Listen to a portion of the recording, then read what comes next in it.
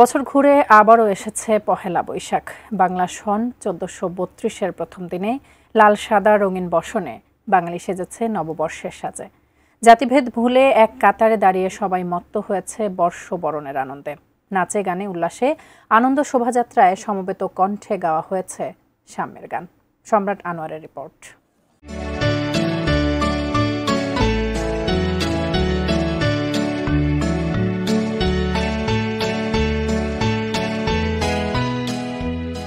বাংলার ঘরে ঘরে আবার বৈশাখের ডাক, আবার ঢাকঢোলের হাক, অলিত গলিতে আবার সেই লাল সাদা শাড়ির ঝিলিক।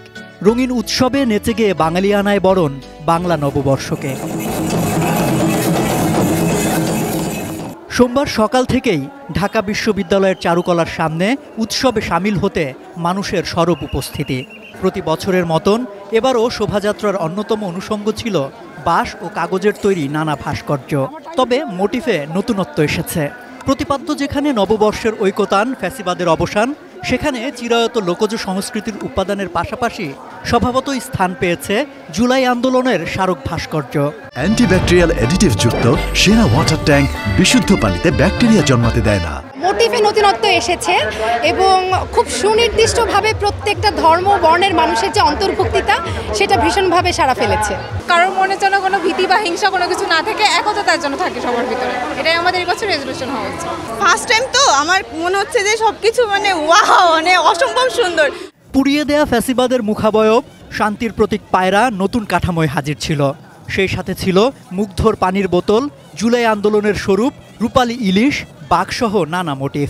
ভালো কিছু নিয়ে সামনে দিকে এগিয়ে যাওয়াটা আমি মনে করি ভালো। প্রত্যেকটা বাঙালির একটা আবেগ আমি মনে করি পহেলা বৈশাখ। কারোর মধ্যে কোনো ভয় নেই, সবাই সম্প্রীতির বন্ধনে আবদ্ধ হয়ে এই নববর্ষ পালন করছে।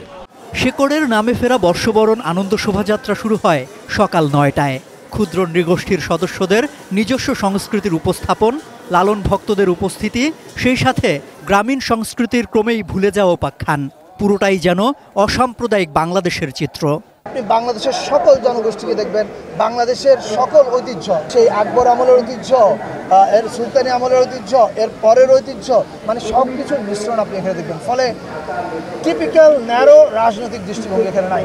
শোভাযাত্রার মধ্য দিয়েই বাঙালির ধর্ম, বর্ণ, জাতিগত বৈশিষ্ট্য এক প্রজন্ম থেকে হস্তান্তর হয় আরেক প্রজন্মের কাছে। বাচ্চাদেরকে বিভিন্ন এই সাংস্কৃতিক আমাদের এই অনুষ্ঠানের সাথে পরিচিত করব, এটার জন্যই মূলত বের হওয়া আর কি। আমি চাই যে ওরা যেন জানুক, বুঝুক, এই জন্য ওদেরকে নিয়ে আসি। জনজীবনের সর্বাঙ্গীন শান্তি, স্থিতি ও নিরাপত্তা কামনায় শুরু হোক এবার নববর্ষের পথ চলা। নামে কি বা আসে যায়, এই এক এমন উৎসব যেখানে অসাম্প্রদায়িক চেতনায় সবাই এক হয়ে উদযাপনে সামিল হন।